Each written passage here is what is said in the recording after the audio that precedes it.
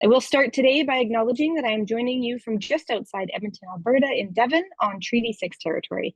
It is a traditional meeting ground, gathering place, and traveling route for the Cree, Saulteaux, Blackfoot, Métis, Dene, and Stoney Nakoda. I would also like to acknowledge all of the many First Nations, Métis, and Inuit whose footsteps have marked these lands for centuries. For me, a treaty is an inheritance, a responsibility, and a relationship. And I hope that recognizing our status as treaty people is one of many small actions that will help us to be good neighbors to one another, good stewards of the land, and good ancestors to all our children. I do welcome you to share in the chat more about the lands you are joining us from. So AMAASE is our monthly opportunity for members of the ecosystem in Alberta and beyond to access and ask questions to our panelists of capacity builders. It is held on the second Wednesday of every month from 3:30 to 5 at Mountain Time. I would like to thank everyone for attending today. There are always other places we can be and tasks that we need to complete, and your time and attention is very valued. So we do thank you for making this event a priority and welcome you to be present and make the most of your time with us. These sessions are designed with the audience and our attendees being the driver of the discussion. So this is your time and your questions that we're all here for. We don't have a formal agenda or list of things to discuss. So I do invite you to start getting your questions ready while I introduce our panelists.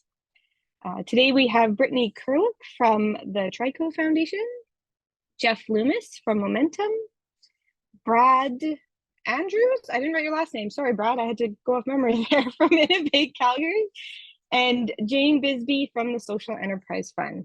Thank you all four for coming and joining us today to answer these questions. And so members of the audience, I do now invite you to share your questions. You are welcome to unmute. We're a small group today, so you can just unmute and ask. You can raise your virtual hand, which is down in the reaction button at the bottom of your screen. You can raise your own land hand because you're small enough that I can see everyone. Or if you prefer, you can type your question in the chat and I will read it out for you and then welcome you to elaborate if you are able. So anyone who has a burning question and wants to get us started. Hey. Awesome, thanks. Chris, did you want to get us started?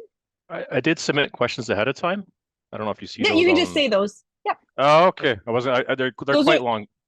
Sorry? Those are my filler in case no one says anything. So you can jump in with those. I didn't want to jump ahead, sorry. Yeah, they're fairly long questions because I'm really trying to get a set. I've actually met quite a few people on the call, but I'm just trying to get a sense of social enterprise and exactly what there's a quote unquote cost to being social.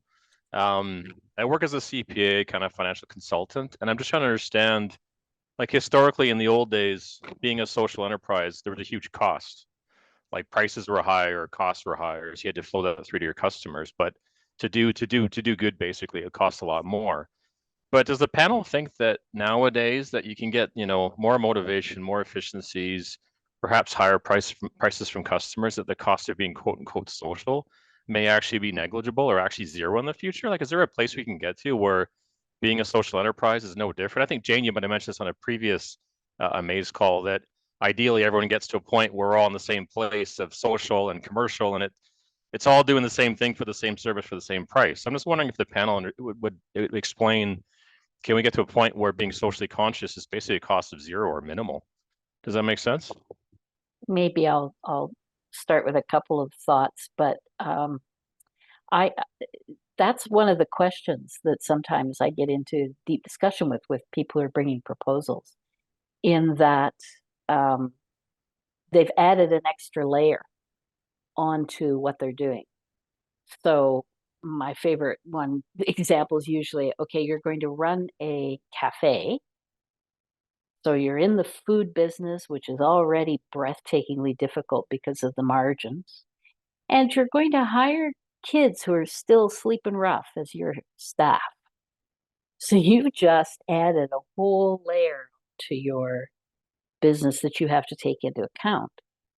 So that's where the whole exercise of then going through, all right, then who are your customers? And are they buying into your social mission as well? And are they willing to pay a premium for that, for what might be your extra costs? And that can be where the whole idea kind of falls apart. Unless one of your customers, and in the case of the cafe, one of your customers might well be governments who are trying to provide education to those kinds of kids to enable them to be better employees. So you're not just running a cafe, then you're also running so it comes down to a really clear-eyed examination of what your social mission is and what it does to the business itself. I'll stop there and let anybody else on the panel lead in. I threw our Blender canvas in the window for you. So this is one of the tools that I'd go through with organizations who are looking at a social enterprise, because the reality is you're trying to balance the entrepreneurial and the social, right? And sometimes they can go together really nicely, and sometimes they can create pressure points. And so for us, a big thing about that is being aware of those pressure points as soon as possible, right? So with the example that Jane had, right? Small margins, and maybe you're working with at-risk youth, and you have to sort of look at the realities of their situation, right? Maybe you need a social worker on staff. Well, the other food businesses don't need a social worker on staff. Or maybe you have to have on-call people because the youth aren't showing up as consistently as traditional employees, right? So being aware of those is really important. And then if there is a pressure point and maybe there's a funding gap, it doesn't mean you shouldn't do it, right? It's kind of looking at what are our goals with this? And if the social impact is a huge goal, how do we still make that happen, but also not being in a place where we're financially drowning, right? If that's not your goal. So really understanding the funding gap and maybe starting to think of, are there other ways that we can create a model that this would offset some of those costs? Is there a different customer group we could work with? Or is there a grant if we're doing training and education? Things like that. So we really work with organizations to be aware of that. And the reality is a lot of the times people think, well, it's a social good. People will pay me more for it. And that's not necessarily buying behavior. There is a piece to that. And I think it's becoming more important. It's the same as we saw like with green and the rise of importance of having green products. But the reality is that like, if I go and I buy a cup of coffee and it has this amazing social mission, but it's a crappy cup of coffee, I'm not coming back a second time, right? Like you get me once, but I'm not heard that before. Yeah. I remember right? that one. Yeah. Yeah. So that's where it's sort of the piece around, I can have this really great social mission, but I also am in a competitive market and I'm offering a product or service. And so being social might push me over the edge for my clients and customers. But there is this really interesting sweet spot of figuring out, what do you do better than anybody else, right? Because of your social mission. And you'll see this in the blender. And when organizations fill this tool out, they always think they're the bottom box. They always think like we are providing the best service ever, and people will pay us more for our service. But the reality is there's not a lot of examples of places where social enterprises that are actually charging more, but there could be some examples where they may be able to. So one of the organizations we talk about a lot in our tools is Ember Staffing Solutions out of Vancouver, which is a day labor program. And what they do is they work with construction sites and they send individuals who are clean and sober out for day labor. And what they do is, what happened was a houseless individual came to their founder and said, you know what, we're being taken advantage of by these day labor halls. And isn't there something we could set up? And for 5 years, she worked on this social enterprise. And what it is like when we first kind of heard about them, and it was probably our team knew longer, but when I first heard about them in 2012, is they were generating about $700,000 revenue. And now they're generating, I think, over $20 million revenue. And the reason why they're so successful is they actually have something above and beyond to offer these construction companies they work with compared to the day labor halls or sort of the traditional routes. So one, their workers are clean and sober. And so the reality is that construction is a high risk activity, right? And unfortunately, addictions can be quite prevalent in construction fields. And so being able to provide these day laborers who are clean and sober is huge. They also do training. They provide them with equipment. They have a van that gets them to the job site so that these companies aren't having to go out. And it's also a consistent number of individuals. And so it's all of these different things that as actually making them more appealing to their customers. Now, having said that, they don't charge more than the competition. They've been able to kind of figure out a profit pocket where they're able to charge what the day labor halls are charging and be able to fit their social mission within that. But that can also be a scary place, because the reality is that if someone was, so say your competition is charging $25 an hour, and you're charging $25 an hour as a social organization, you're feeling great, because you know what? $5 of that is pure profit, and $5 of that is going to the cost of my social mission, right? That's that additional support that I need to have. But if maybe those sort of traditional day labor halls get a sense of that, they think, you know what, actually, we could drop our prices down and we could do this for $20 an hour and still make a little bit of profit for a short time, and we're going to drive them out of business, right? Like they've taken too much real estate. So living within that profit pocket's also another really key thing for organizations that we talk to them about, is that it can work, but it's also something you want to be aware of, that the market might shift and things can change. So yes, one day it'd be fantastic, right? If we don't really need to separate out these pieces. But the reality is that depending on the social mission, you might have different costs. And so my goal with organizations is always understanding, well, what are those costs and how do we bear them and how do we feel comfortable? Who's our right customer for those?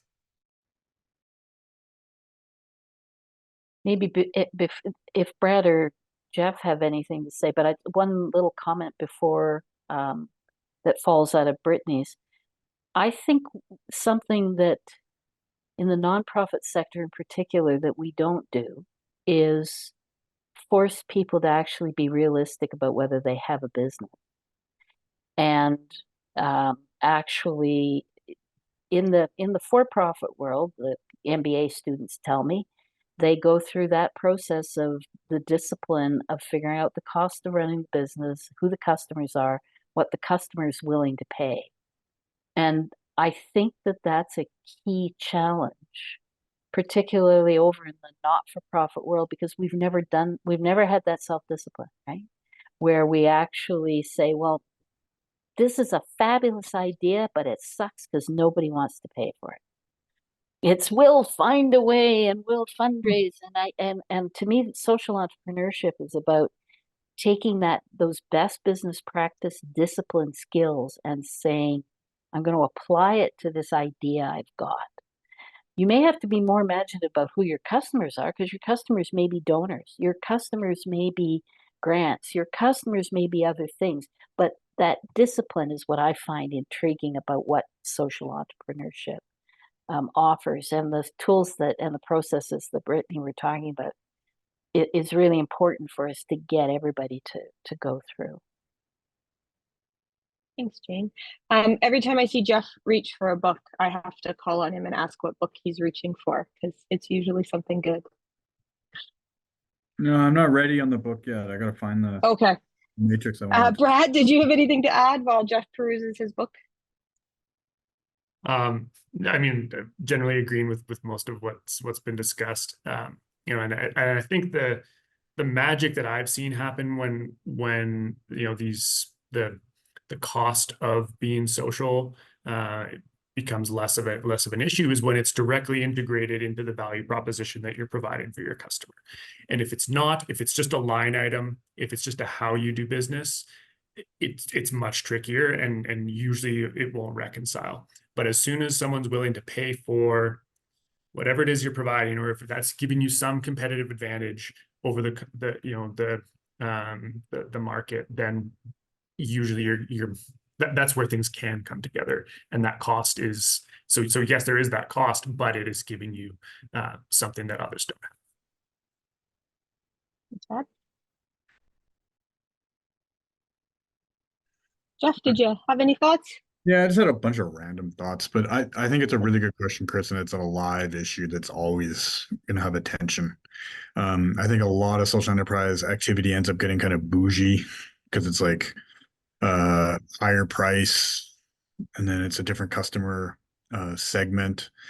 And so we experience that kind of all the time at Momentum, like, because we really want to like have people think about how they purchase from a staff standpoint, and that there's multiple value adds that happen. But we know for people like living on lower incomes, they need to shop for groceries at the cheapest place possible, not necessarily the Calgary Co-op that has different forms of value add as a co-op. And so there is a tension there all the time, and that's where like at least the blender model starts like making those tensions more explicit.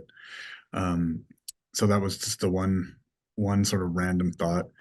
And the other one is, I think within social enterprise, within a nonprofit, then I think Jane's point is really important, that there's different customers, and it's like who or what customer can bear that full cost, because the cost can't oftentimes be paid by the one customer that's the paying customer. So like a live example that we're leaning into at Momentum is we know that like in the private career college space, they charge a lot for employment training. And a lot of that high fee is paid by the learner, who's often fairly vulnerable, lots of new Canadians, through student loans. And then it's carrying a high level of debt. And then we also know that there's some quality issues in the private career college space. And so people carry this high level of debt and then they struggle to pay it back. And that's where we've worked with a lot of people struggling from a debt standpoint because of private career college loans, student loans used for private career college courses. So we're trying to like lean into like, how could we do a different model where like the learner still pays something, but they're not paying the full amount, because we know we're too expensive for someone that's living on lower incomes to actually afford the full cost. So how can we then blend, like using the Trico language, how can we blend different forms of revenue, philanthropic, maybe government revenue, with more of a fee-based model, and address that essentially challenge in the marketplace? And that's what I think, like a lot of social enterprise activity, it's trying to address a problem in the marketplace. And it often can't be, because there's additional costs. Like that's just true, that it can't always then be covered by the one paying customer. Thanks, Jeff. Chris, did you have any follow-up questions or comments you want to add? Not on this topic. I do remember from a previous AMAASE call about buy now, pay later from, I think, Jeff's colleague, but that was an interesting comment that. from. Yeah, that was good. So I appreciate everyone's feedback. So thanks for that. Thanks, Chris. Jane, I see you have your hand up. Were you commenting on Chris's, or did you have a question? Just commenting on Chris's. Sorry, I'm using my phone and I'm a little challenged here, technically. I guess just a little ray of hope, because I know it is a challenge, it is a tension. I agree with everything that's been said, but something that's happened to me locally, which I just wanted to kind of quickly share and not take too much time, was I have some unique needs for the type of bikes I run, from a warmth perspective, from a, just from wind, from sun, all that stuff. And so I was working with the Alberta Innovation Apparel Center.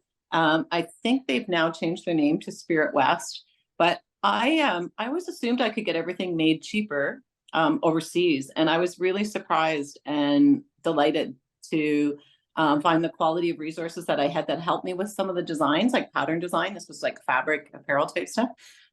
Really, awesome work.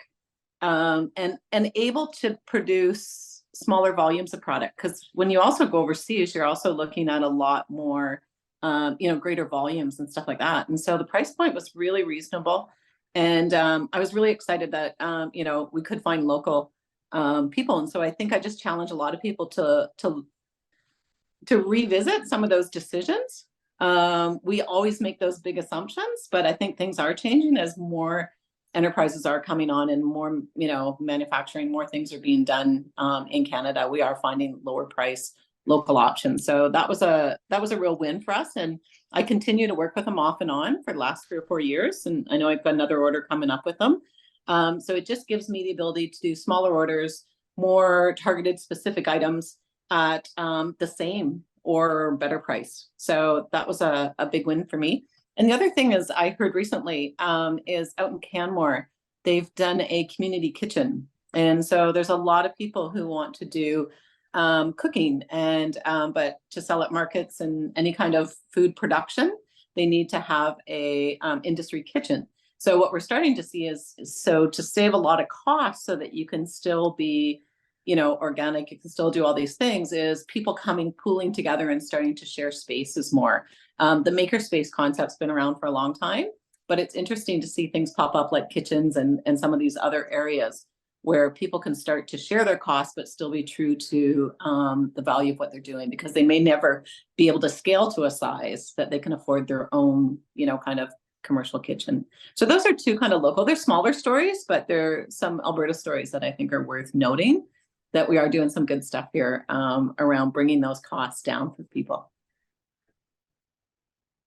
I'll add too, Jane, to your point that was kind of made earlier about how you have to have some cost savings in the social benefit. I think in addition to things like those kitchens, we're also utilizing our space better, rather than each person having their own kitchen that they might only use for 10 or 20 hours a week. It's better economically and all around and environmentally when we're able to maximize the use of that real estate better.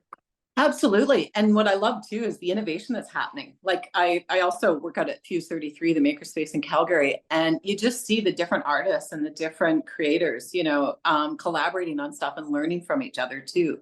So I think we're raising the tides together when we start to do that, you know, co-working spaces. I just want to add to, oh, sorry, Christine. No, just go ahead, Brittany, go ahead. Jane's point. Is there's a really great example of an organization. I'm just talking to my colleague Ida, if you could throw up Rethinking Social Entrepreneurship, the page, it's in video 3.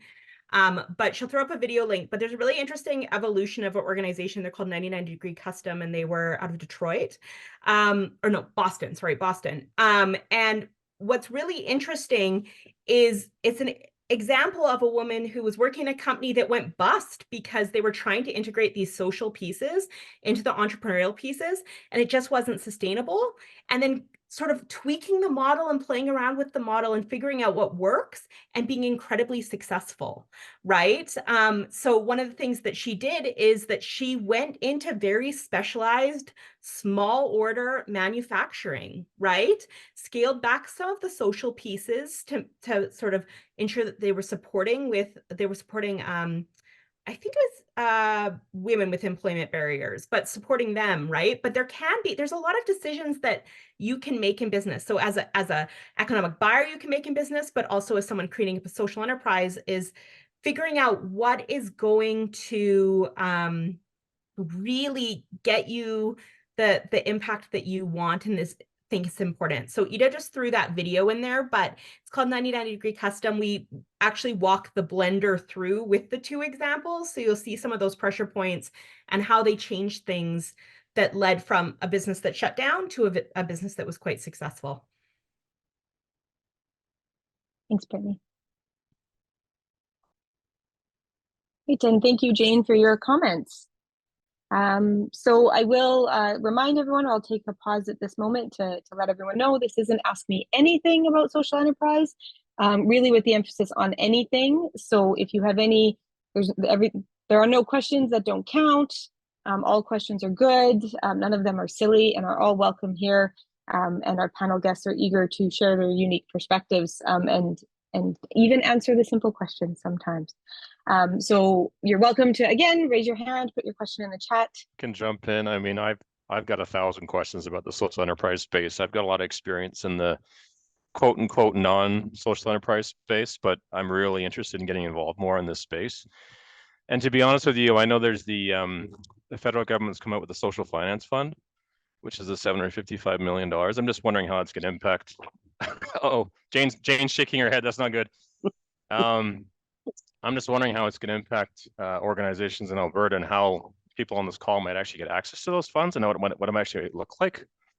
So forget, Christine, stop me if I go on for too long, because you know I'm liable to go down. Okay, I'll start a timer for you. Okay, good. To be frank, I sit on the one of the council? only owners. Well, no, this is a different thing. I Okay. sit on the board of the Table Impact Investment Practitioners, which is the National Trade Association of social finance intermediaries.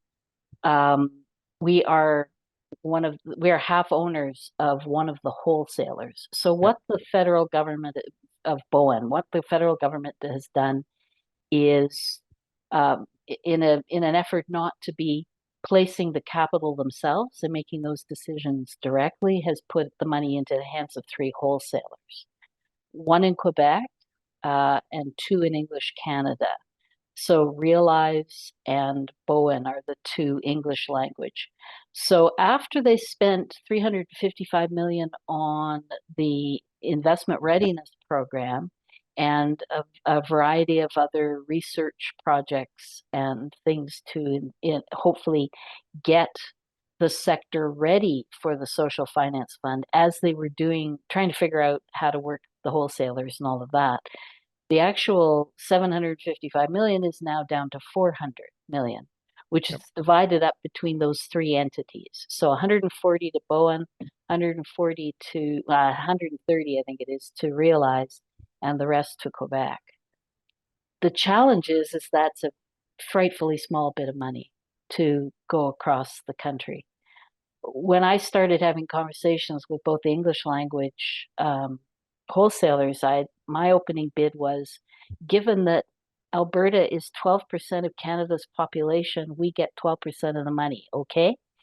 I don't think it's going to be anywhere near that simple. And on the other side, the money is fairly expensive for the social finance intermediaries to use, because of the returns they have to give to the federal government, the rake off the wholesalers need to operate, and then their own revenue stream. So I would have to add plus on the loans that I'm making, right? I told them right at the beginning I didn't think that CEF could afford their finance, which is frightening, because if an organization the size of us can't afford to use that capital effectively, and I'm worried about the social finance model in this country with the current interest rates, because even if our policy for our interest rates is prime, RBC prime plus 1 to 3%. So that could be 10% for a loan, which just makes my stomach hurt, because I know my clients can't afford that. If we're going to effectively do this kind of financing, that's very expensive money. So, and then if I have to add 3.5% or 4% or 5% to pay for the wholesaler and what the feds expect as their return, that's going to be really tough. The other challenge about the model is that that 140 million is over a 16-year period. So it goes out gradually, and then they want it starting to come back. So the only time the whole 140 million is for about 10 minutes right in the middle of that 16 years. And the only way you can really effectively invest this kind of money is to have scale, right? So it's going to be challenging to use it. And I worry about the capacity of the social finance intermediaries to actually handle it, because many of them are small, emerging, just learning how to do this, trying to raise money, capital, because you're supposed to match the dollars that the wholesalers put into you. It's going to be challenging. I hope it can have some effect, because frankly, if it doesn't, we'll never get them to do it again. The only way we can get this to be successful is to have some wins. So I'm praying to God we'll actually be able to get some wins. But it's a long, slow process to build the community and put the cash out. I don't know, there's other social finance intermediaries here, so maybe you might have a different view on things, and it may all be good. But I'm trying to be optimistic about it, but I think we need to be cautious about how much this is really going to affect things. Like, remember that $140 million all for Canada out of one, and my assets under management right now are 75 million. That's just me in Alberta. So how 140 million is going to make a huge effect on the whole country, it's a little challenging. Thanks, Jen.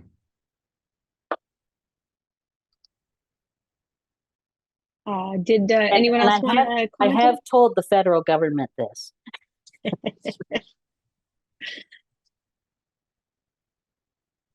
Anyone else have any thoughts on the social finance fund? I didn't want to get political. I was just more curious because in the newspaper, you see the 755, it's a big number, and suddenly you whittle it down and it's like, oh, maybe it won't have a big impact on Alberta, unfortunately. So I guess the follow-up question would be, so now what? What do we do instead as a community in this space? But that's another question for another day, maybe. So to be fair, there is some impact in that we got just over $2 million through the Investment Readiness Fund that went into social purpose organizations and did some good on that. And if nothing else, I'm not sure it got many of them ready to actually access social finance, but it was really important money in the middle of a pandemic. And it also surfaced, we got a hell of a lot of great research information out of it. And I think what it surfaced is that there is a crisis of fiscal stability for the nonprofit sector, and that's half of our economy. That's a really big piece of our economy. And so we at least learned that stuff. And we also learned, I think, that most social purpose organizations haven't a clue of how to use finance to their benefit. So that's a thing that maybe we can do something with those learnings. Some people got some great stuff done. Whether it had anything to do with getting them ready for finance is another question. Oh, Nadine, I see you put your hand up. Great. Thank you. Yeah. So this is the first time I've attended a group like this. So apologies if I'm asking a question that's really basic and everyone else already knows the answer. I think we kind of have we can easily get kind of a picture of what's going on in the not-for-profit sector, what's going on in the for-profit sector. But what would you say about social enterprise in Alberta? Where are we? Are we in the beginning stages? What would you say? Trending in a good way, not a good way? Like, what would you say as a quick overview? If you're laughing, maybe it wasn't a good question. No, it was a great question. Yeah, no, it's a great question. So it's really interesting. I've worked for Trico and in the social enterprise space since 2012. And we hosted the Social Enterprise World Forum, which is an international conference around social entrepreneurship, in 2013.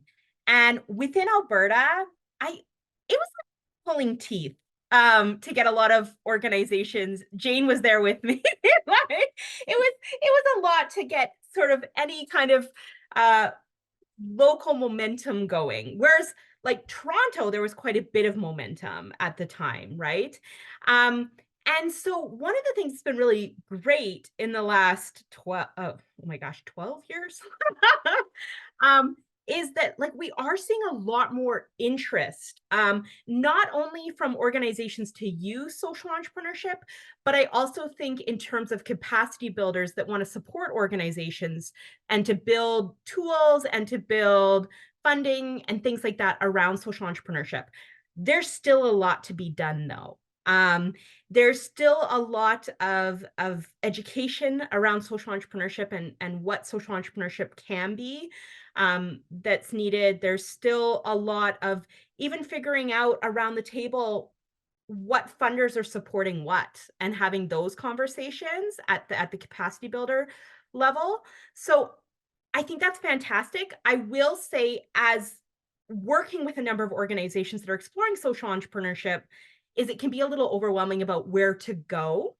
And so that's why some of the work that Christine's doing with ABC'd, and I hope she'll answer some of this question too, and bringing some of those resources to light is really key, because it can be overwhelming, right? It can be a big thing to all of a sudden, talk to this person, but then you call them and, oh no, we don't support or we don't work in that issue, right? The last thing we want to do is have organizations running around and not knowing where to go.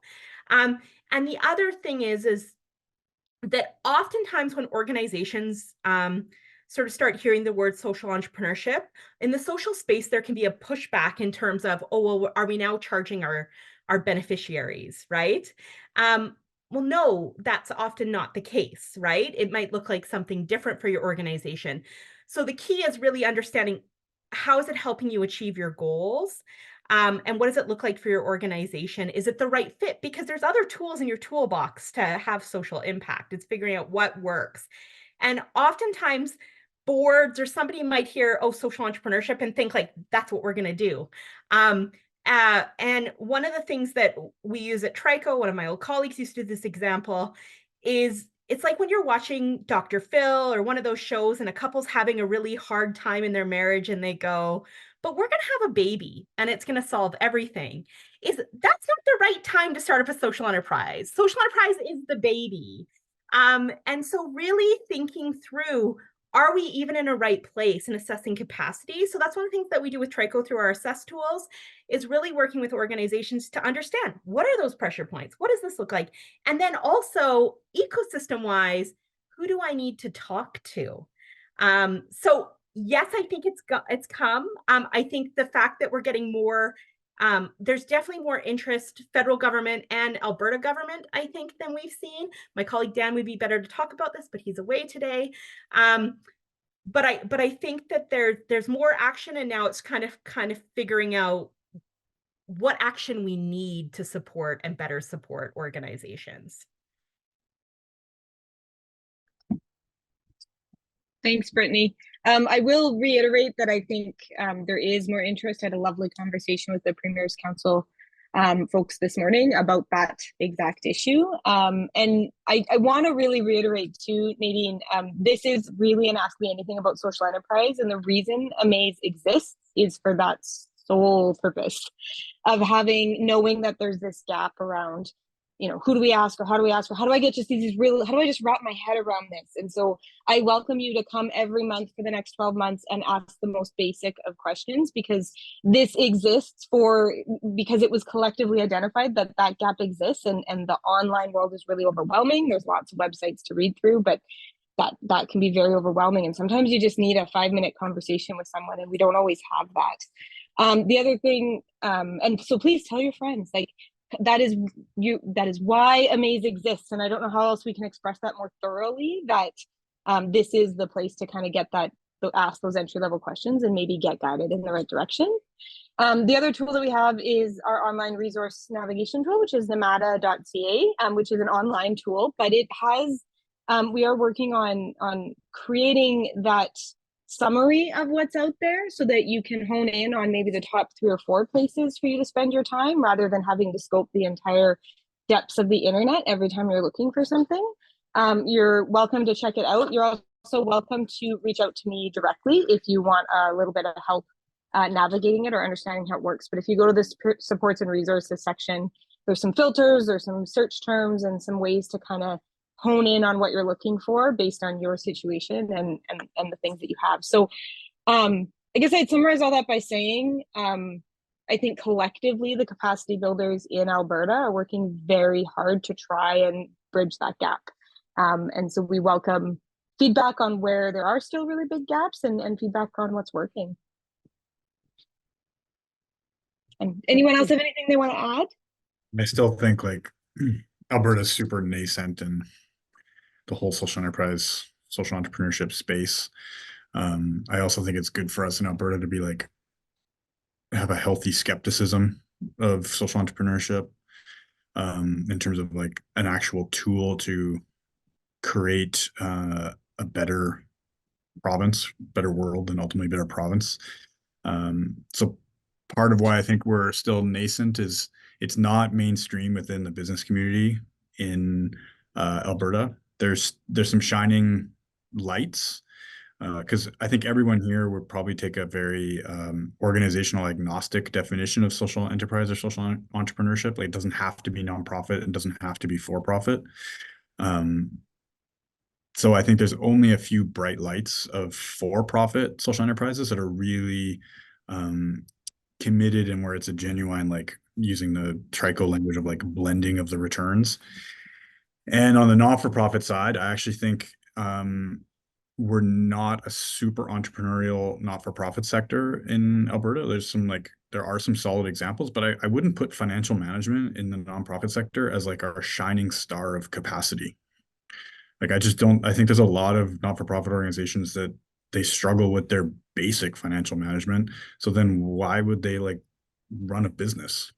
Like they really should just be running their not-for-profit as a business. Jane likes to say oftentimes that any nonprofit can be a social enterprise. You're a nonprofit, so you're trying to have a social impact. You need to have enough profit to be sustainable. So if it's a not-for-profit that's just not that sustainable, it's probably not the business model is not working very well, regardless of it just being a not-for-profit. And as Brittany said, trying to figure out how to do something that's more fee for service or as part of your revenue stream, if you're just struggling with your basic revenue, it's probably not the best time to try to have that baby.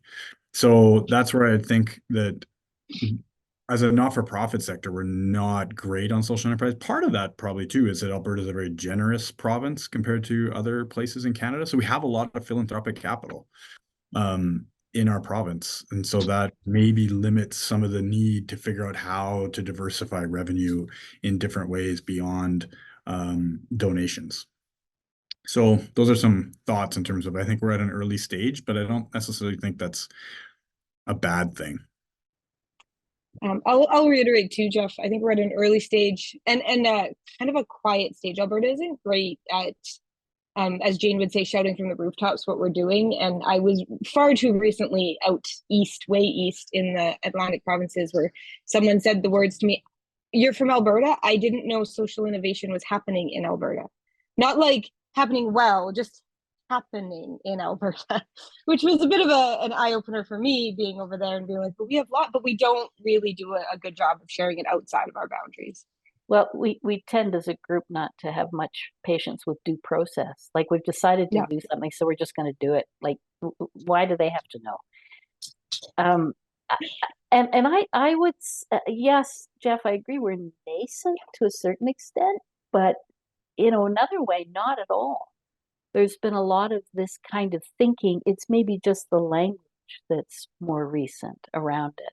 And I worry less about the language now than I used to.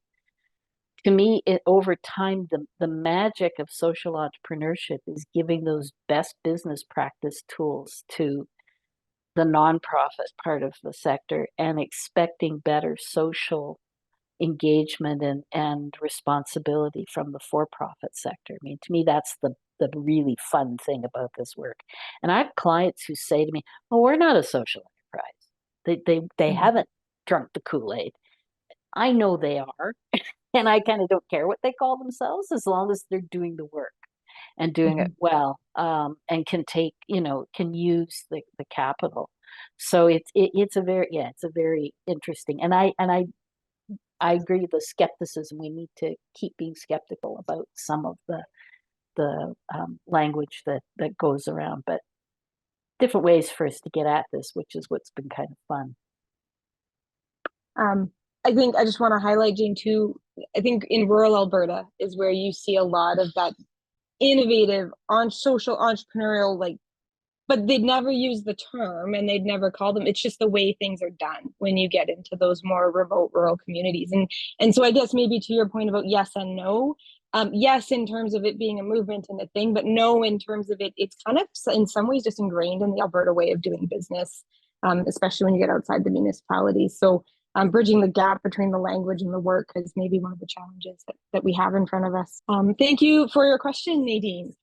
I do have two questions that I can throw out there from people who submitted questions, but I'm laughing because I really just want to hear the responses to them. Not because they're bad questions in any way, but just because they're simple, they're straightforward questions. So the first one is, how do I show and become viable if we are barely making it or just covering costs? Is that viable? And I feel like we've actually discussed that at length already today. That was the question from Ryan. But I'll welcome thoughts from anyone else in the room who wants to maybe add that in case Ryan comes back and finds his question in the recording today and wants to hear what the responses were. So if I was working with Ryan and Ryan is here, I'd probably talk to him about what his goals are, both socially and financially, and how those sort of come together. So we've talked about the blender, we've talked about pressure points.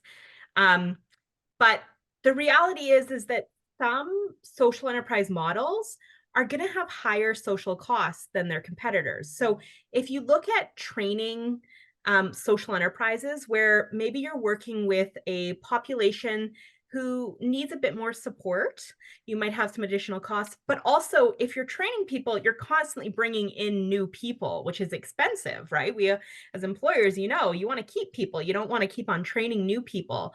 And so figuring out what those pressure points are in your model is really key. So if you're barely making it, are you having the social costs that you want? Or sorry, are you having the social impact, not social cost, the social impact that you'd like to have? What does that look like? Is having the social piece and where you're at, is it threatening you keeping your doors open?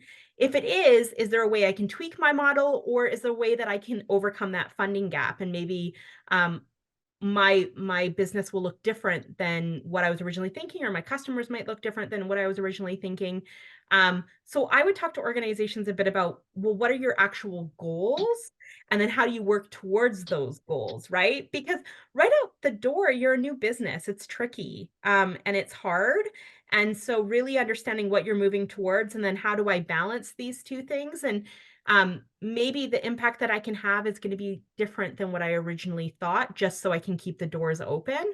Those are all ways that organizations are going to evolve over time, whether they're a social enterprise or just any other business. Thanks, Brittany. This is where having the person here is helpful, because my question would be, how do you show who are you trying to show? What are you trying to show them? And if you're barely making it, maybe you are. I mean, rule number one is more money in than out, right? Or you don't get to play. So if you're barely making it, does that mean you have enough money coming in? And if you're covering costs and doing it what it is you want to do, then that sounds like you're making it. So I'd love to dive down into this one a little more. Maybe Ryan will be able to join us next time, and we could, as I say, dissect the question and get a little more clarity. And how do you show it? Well, your financial statement should show it. We do have another question from Chris, and he did acknowledge he didn't want to take up the whole room. However, we don't have other questions in the queue, and I do recognize that often the audience benefits from hearing the answers to questions of others. So in the absence of anyone else, and I will kind of put out not quite a last call, but certainly an encouragement that if you're sitting there hemming or hawing, maybe putting up your hand or throwing a question in the chat, or sending me a private message if you're unsure while we get through Chris's question, will help us move things along once we're done. So Chris, I'll pass it off to you. Great. Yeah, I don't want to take over the whole call, of course. What I find intriguing about this space is the whole debt versus grant funding. Coming from the commercial world, you don't lend money to a company unless they have enough equity or shareholder investment to cover off the potential risk of not being able to repay that debt. And I've come across in this space where there's actually a lot of organizations that will actually do loans to social enterprises, and social enterprises, I guess, don't typically have equity or shareholder investment as much as regular companies would. And therefore, I'm a little bit curious, how do organizations that do the lending to social enterprises, how do they make the decision to lend the money? Because there's obviously a huge risk in the future that organization may not be able to repay those funds, because let's face it, some of these organizations won't survive in the future. So there's a bit of a risk there, obviously. And I can appreciate that in this space, a lot of times, unfortunately, a lot of the grants that you get as a social enterprise, you typically have to pay your employees before you actually get the grant money back to cover that salary cost. There's obviously a large cost of financing in the interim period. So perhaps the funding for the borrowing is supposed to cover off that exposure in terms of the time frame of cash flow. So I'm really confused about how debt financing and whatnot works in this space, and funding cash flows and operations and whatnot. And ultimately, can social enterprises repay those funds in the future? I mean, that's obviously a risk to the organization and the lender, of course, right? So kind of a convoluted question, but that's my question. Brad, do you want to jump into that at all, or do you want I me mean, to? you're the lender of choice here, Jane. But I mean, I will just say, so at the Social Impact Fund here with UC, we will, place equity in social enterprises. Obviously, they can't be nonprofit. That doesn't work. But there's lots of opportunities. Lots of opportunities. There are opportunities for with social enterprises in Alberta to take on equity and to potentially grow at that scale that can support those types of investments. There's not a huge amount of those out there, so but we're looking very early stage. Jane can maybe comment on some of the more established organizations that we're supporting, but when we're looking at early stage, I mean, our mandate is to take on that risk and to fill a gap between that grant funding and institutional capital that just is a hard period in organizational growth to navigate. So we're trying to fill that gap. We're taking that risk as a lender, but we're also pretty picky, and we want to make sure that we can see that path to growth and that we're genuinely fueling not just a good business, not just a good venture, but something that is genuinely going to have the impact to warrant taking that risk at that early stage. So, Chris, you gave an absolutely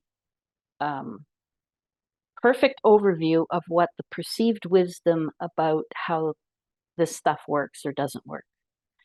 And so I'm going to upend some of what your assumptions are, because they are assumptions I heard a lot about when we started.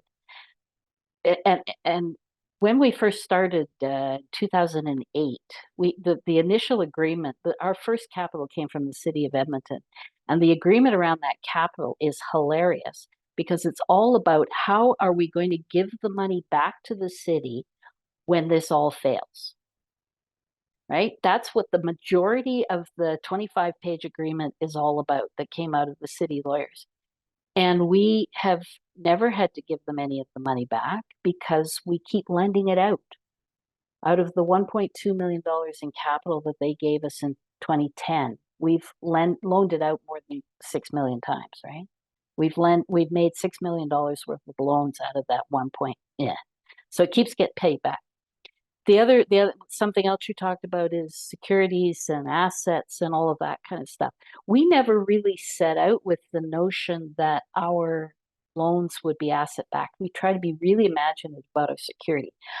I take intellectual property as security in some cases, and in one case with the ballet company, it's like their choreography and their toe shoes is essentially what my security amounts to. But what I can tell you is a few years in, one of my boards said, tell us about the security, do the security picture. And I hadn't paid attention to it. So we went back and did it. Turned out that 75 to 80% of our loans are backed by hard assets to the value of the loan, right? So either land or buildings or something else. We never set out that it would be like that. It just evolved that way. Not for profits. Our track record is we've made about $90 million worth of loans. We've only, touch wood, had to write off about $2 million since 2011. So that's pretty good. I think that success rate probably is better than most banks. What percentage to nonprofits, Jane, of that 90 million? Yeah, I'm getting to that. Fewer than the for-profits. I've had more losses out of my for-profit side than I had of my nonprofits. In fact, the track record, I'd have to actually go back and do the math to get you the actual percentage, but I'll do that. I've lost more for-profit loans than I have nonprofits. And on average, our nonprofits pay back early, before end of term. Because we don't penalize them for paying out early, they will, and they do, and they have quite regularly. So all of those things that everybody tells you about how these aren't good clients, boulder dash. They are.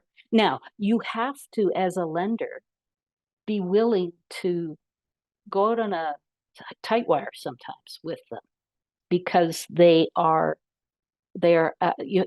have to understand what they're actually doing. Their financial statements usually make bankers crazy because they are very lumpy money, right? They don't look like what traditional financial statements look like. But if you actually take the time to look at what the business is, they know what the hell they're doing. And so you just need to have the patience. During COVID, we had 13 companies on payment holidays. We just said, okay, we understand it's COVID. You're not going to be able to do things like have your theater open and have people come in and so we'll wait. All of them are now back paying. We didn't lose one. We did not lose one loan during COVID because of COVID. That's kind of amazing. And I put that down to their determination and management. If you give them some help and support and some imagination and creativity about how you get things done, right? So I know that all of those reasonable things are said to me by accountants and auditors and bankers all the time who sit around our investment tables, and we've been able to say, see, we told you so. So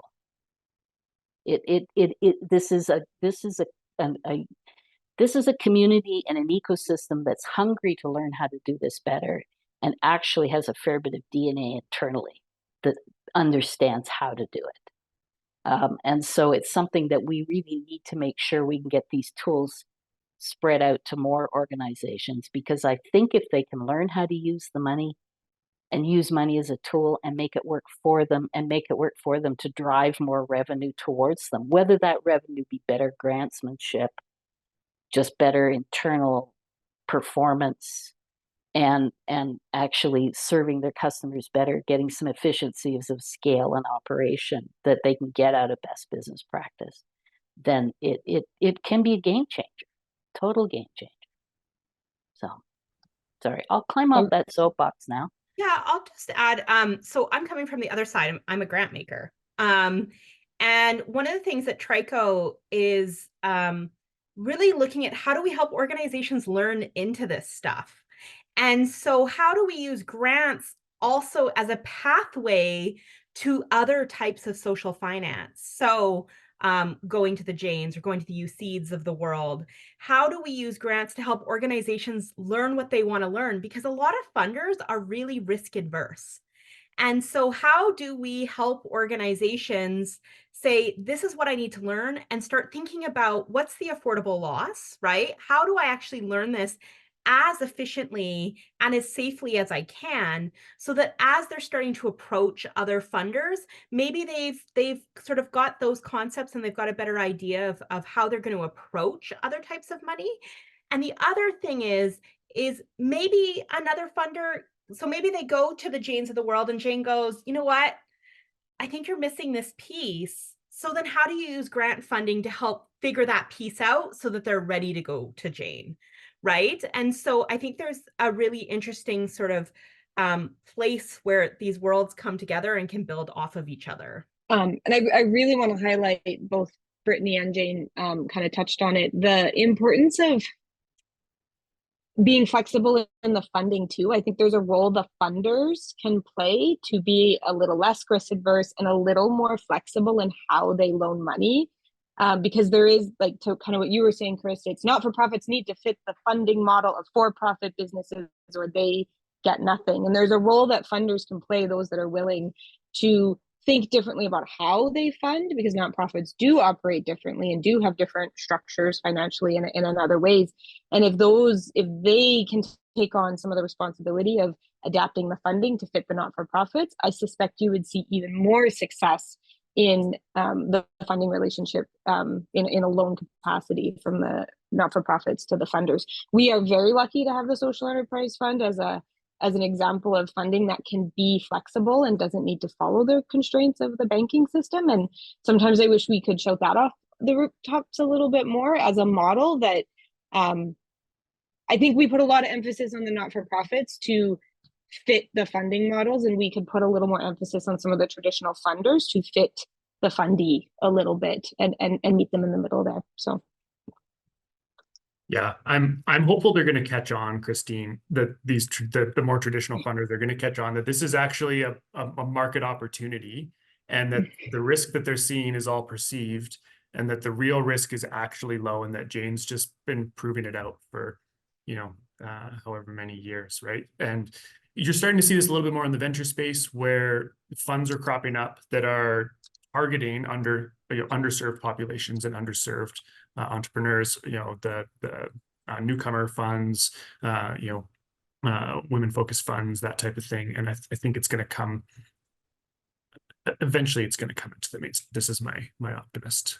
It might be one of the few benefits we got out of COVID, where there was some payment holidays and other flexible things to help people kind of ride that has gotten some people thinking that, oh, there are different ways that we can do this and still be successful. Because if, to Jane's point, if you had required payment, those businesses probably would have got out of business and you would have never got your money. So how can you think outside those really stringent rules a little bit and just make it work with them to make it work? Because they want to pay it back. They want to be a successful business. So it doesn't have to be an us versus them relationship. And I will add another side to it. So Trico works really hard to be as open and flexible with organizations as possible. And it's really interesting when you're working with somebody who's dealt with more traditional funding and you go, hey, what do you have prepared? We don't have an application. So like, send us what you already have. And they fritz out. Like they don't even know. And I get these reports that they've spent all this time on, and that's not what I like. I didn't want to waste your time. I was actually trying to like work with you. Or our funding process for our grants is there's literally like 7 questions on our website. It should take you under 10 minutes, but then we'll be able to say, hey, let's move ahead. Let's not move ahead, versus them doing a full application process and going through those. And I remember an old program that we used to have is we used to fund consultants to come in and work on projects for organizations. And I remember reading the consultants report going, this is not a viable business, right? This is not a viable revenue stream for this organization. And then I read the final report from the organization that said, we're doing it. We're doing it. And I think there's also those power dynamics of saying, hey, we can't fail. We can't learn. We can't experiment because we want to keep this funder relationship. And so I think there's sort of a culture shock on both sides, right? With traditional funders, but then also how do we get the organizations to really embrace or believe us when we say it's okay, right? Like you're learning and you're testing. Thanks, Brittany. I'll just bring attention to a question. It was private message to me, so I copy and pasted it from CSW Program Director. And if you want to come off mute or off your video, you're welcome to do so. But are you typically finding your social entrepreneurship clients outperforming non-social impact clients, both from a revenue perspective and business continuation perspective? Well, we don't work with non-social impact clients, so it's hard for me to say about that. But I will say this: I have had situations where traditional banking institutions have come to me. Loans officers have phoned me up and said, "We've got this client. They're going to make me pull the plug on them. Could you take a look at them? I think they have a social mission. Let's see whether or not." And we have actually replaced that financing more than once. So, they've all turned out to be good clients. They've all turned out to be either successful exit or are still our clients. So, that's as far as I can go. Yeah, I would say, sort of echoing the same thing, as we only work with social enterprises. But if you do thinking about the for-profit versus nonprofit divide, which may be something you're also getting at, is just an example of that is we have a national awards program called the Social Enterprise with a Z that runs every 2 years. And I think in all the 6 years since we were able to bring in kind of head-to-head not-for-profit charitable versus for-profit social enterprises. So social enterprises, social being key for both of these types of organizations, we actually, I think, have only had one for-profit that was in the, sort of the a recipient, right? And so like that's another thing, right? Is for us, it doesn't really matter what your structure is, it's about what impact you want to have with that. And so for these organizations, is they figured out a structure that works for them. And for many of them, it worked out that they were not-for-profit charitable organizations. I was just going to say the one experience that we have had is that if it's not the right structure, it can be really bad news. Early on, I inherited a one that the organization had turned itself into a pretzel because at that point we only financed not-for-profit structures. And so they set up a not-for-profit structure, and it turned out to be exactly wrong to manage that particular business on a real-time basis. And it failed. And so that's what turned me into a corporate structure agnostic person. I want it to be the right structure.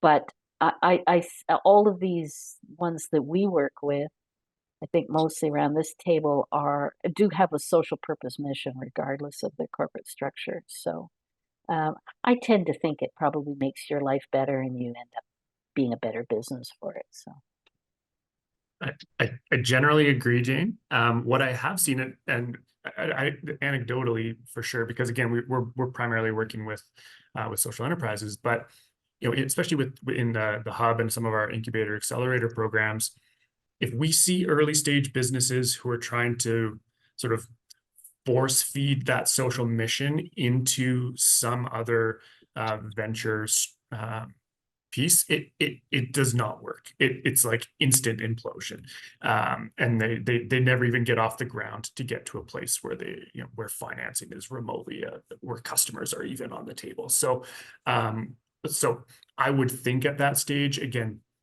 if they were just launching a business, would they have done a little better? Maybe. And that at that stage, genuinely building a social enterprise, I think is harder. Once they're in the system and in the pipeline. Again, I don't have that data, but obviously we think that the social enterprises are going to perform better, obviously, on this panel. So. Yeah, well, and I would add, one of the things too is that a lot of organizations try to be everything to everyone. And so it might not even come down to, are they for profit, are they not for profit, is trying to hit on a lot of social pieces or having a lot of different routes and avenues. And that can be overwhelming, right? So thinking through, what are our goals? What impact do we want to have? And being clear on those, and then figuring out the structure that makes sense for us to achieve those on day one. And you can evolve and change. So where you are in day one is going to look very different than where you are 3 years down the line.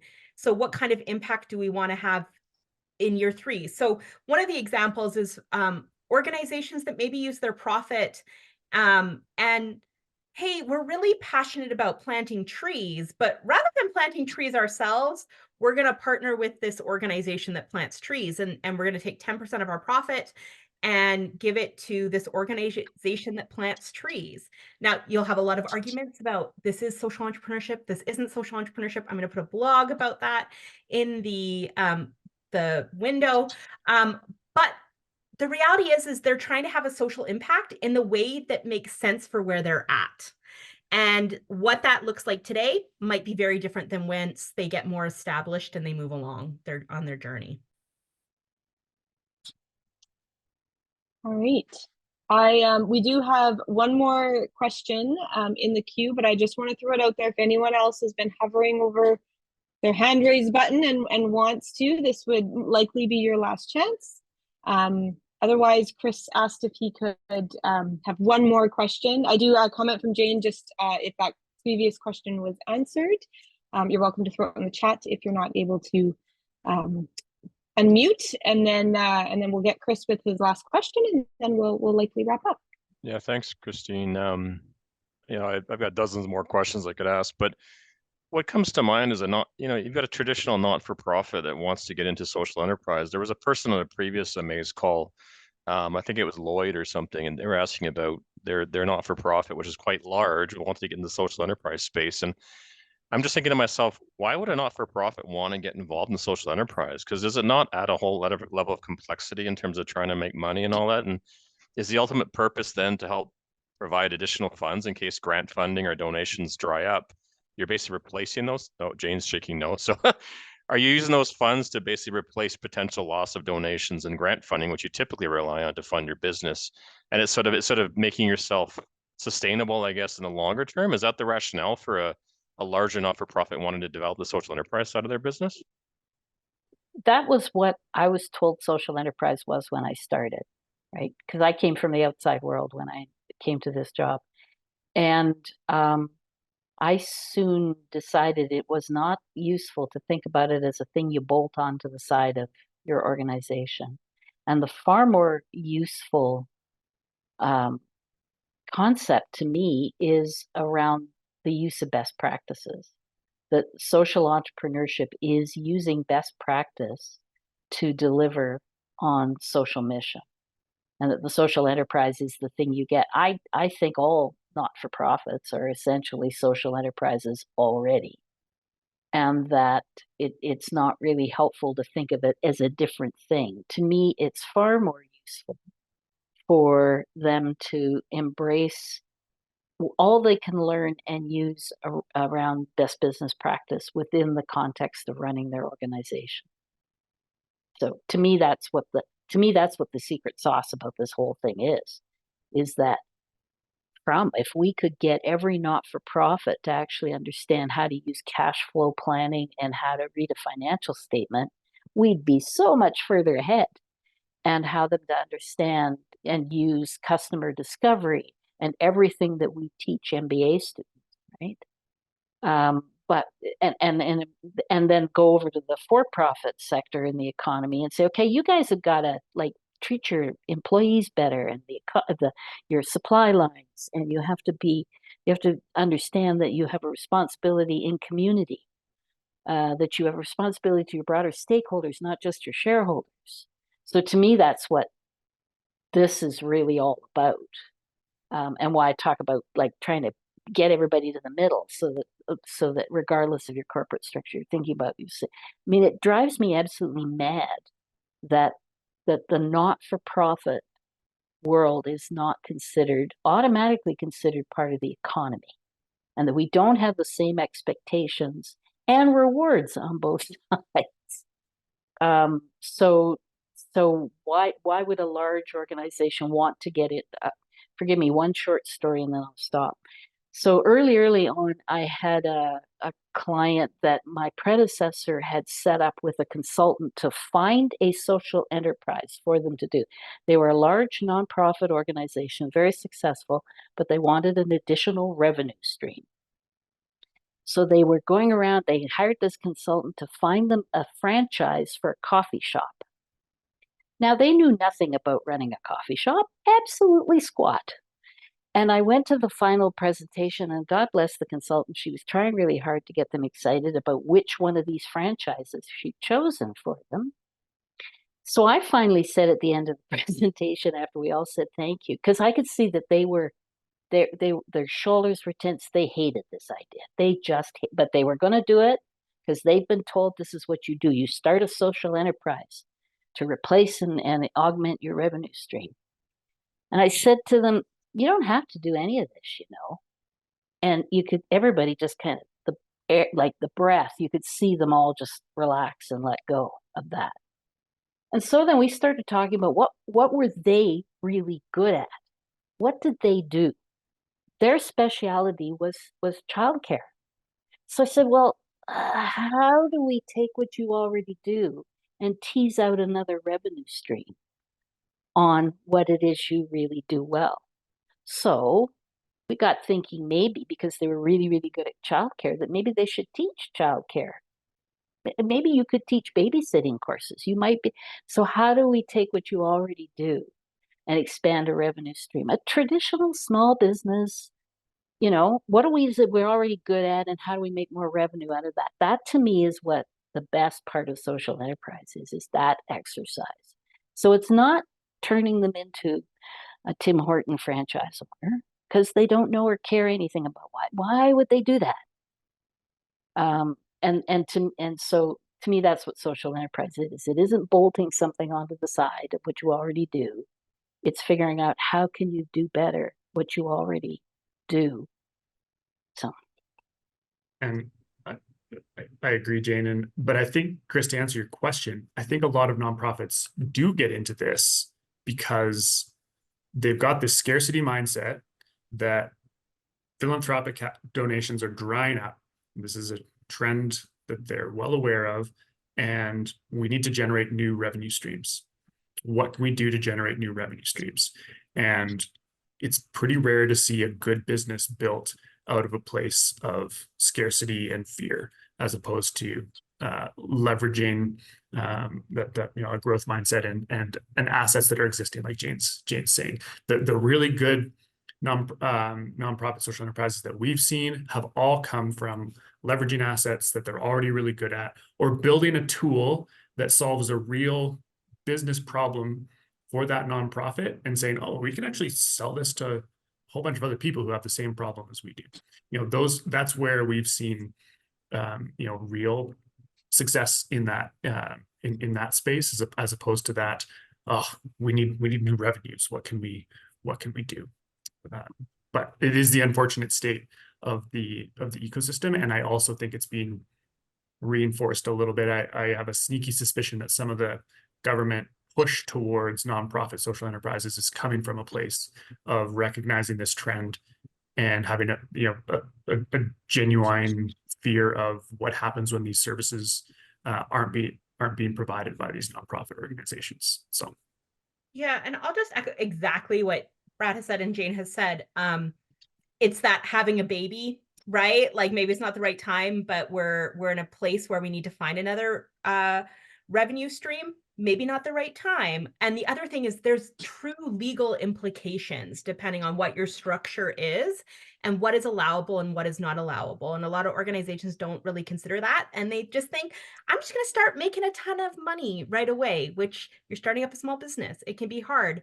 And so when we work with organizations, oftentimes, maybe the social enterprise is allowing them to have a different impact than what they've been traditionally doing. So maybe they've been running education programs for at-risk youth, and now they actually want to act as their first employer and train them so that they can get jobs, right? It's a different way of bringing together the market into this, but really building off what the social need is that they're seeing in their organization. And it starts exactly like what Brad and Jane has said, starting with something that they're already doing and they're already good at, right? But the other piece is for us at Trico, the true power of social entrepreneurship is around how can we actually spread this social impact to those who need it? And so there's some really interesting stuff around how do we actually shift the economies of change, right? And so how do we actually get this social impact to people who would be traditionally excluded faster? And a great example of this is in India, where getting a ECG is incredibly expensive and you have to travel for.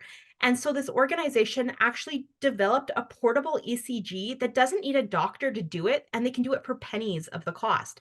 And it's allowing this group that was traditionally excluded to have that really important intervention faster than what traditional markets would allow them to have. So that's really like our vision and what gets us jazzed and excited about what social entrepreneurship can be. Thanks, Brittany and Brad and Jane. And I am embarrassed to admit, back in my younger years, I worked for a nonprofit and I started a social enterprise, and it had nothing to do with what we did, and it failed miserably. And I will never tell you any more details than that, Jane. Sorry, that's all you get to know. With that, I do want to comment too on that comment about government and social enterprise as a replacement. I just want to really reiterate that I've had conversations with government people who have specifically said that they're trying to talk to not-for-profits and know that it's not a replacement. They're simply trying to increase capacity. And so I think that that scarcity mindset needs to be addressed on both sides, and that there needs to be some healing of that relationship between the nonprofit and government, because even if government came to the table without that mindset, there's not that trust on the other side. And so it's a really damaged relationship. And I think government's trying to use social entrepreneurship maybe to heal that relationship, and there's some other work that needs to be done. So really want to name that there's definitely two sides to that miscommunication. With that, we are coming up on the hour, so I will wrap us up. Thank you again, everyone, so much for your attendance, both panelists and question askers. I will do a quick opportunity for any of our panelists to share anything going on in their organizations or in their networks or their space that they want to share. I am going to plug on behalf of government, just because this came across my desk this morning, the Premier's Council on Charities and Civil Society is recruiting members, and they have 4 vacancies right now if you want to get involved in that council. It is an advisory council to government. You can find out more on the link. The deadline is January 22nd. Outside of that, ABC doesn't have a ton going on, other than I always encourage people to check out NMATA if you have not already. And then Jane, did you have anything you wanted to share? Yes, I think I should, just for form's sake. I am going to be speaking in Calgary at a thing put on by CADA, the Calgary Arts Development Alliance Agency. I forget what the final A stands for. On the 22nd of January, about using social finance, specifically around cultural spaces. It's being put together by the Cultural Spaces group down there. And so we're going to talk about the good, the bad, and the ugly of trying to use social finance as a nonprofit organization. Do you have a link for that? No, I'm nowhere near that organized nor tech savvy. CADA and Eventbrite. If you put it's on Eventbrite for the tickets. Thank you. Brad, did you have anything to share? I'll just briefly mention that the Social Innovation Hub at Innovate Calgary hosts a monthly social innovation breakfast club that's open to all. So if that topics vary, but the goal is to bring folks in the ecosystem together, have some discussions. We usually have some interesting speakers in, and it is open, although it does sell out. So if you're interested, I'd suggest registering early. I'm going to try to find a link here. When's the next one? While you're trying to find it's the first Monday of the month. So we just had the last one, so it'll be February 2nd, I believe. Cool. Great. And thank you, Chris, for putting in the link for Jane's event in the chat for us. Greatly appreciate that. Brittany, did you have anything to add? Yeah, so I'm going to say this one first because I'm hoping Ida has the link handy to drop in the box. She put the big long one, but our colleague Dan just had an article published in Pioneers Post around A Christmas Carol and sort of ideas around business and social entrepreneurship. So hopefully Ida can link us in there. It'll be up on our website in a couple weeks, I believe. We also have a blog that came out of these AMAASE discussions around the definition of social entrepreneurship, because it's a pretty common question that we get. And then finally, Ida threw up sort of all of our offerings. We provide training and tools to organizations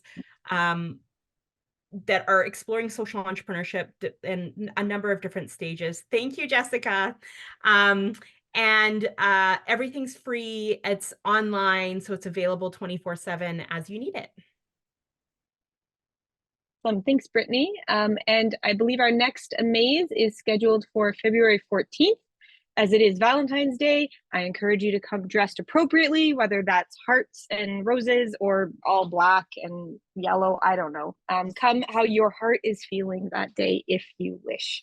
Outside of that, if there is nothing else, thank you everyone for coming, and have a lovely rest of your evening, and we will see you in a month. Thank you, Christine, for keeping us in line.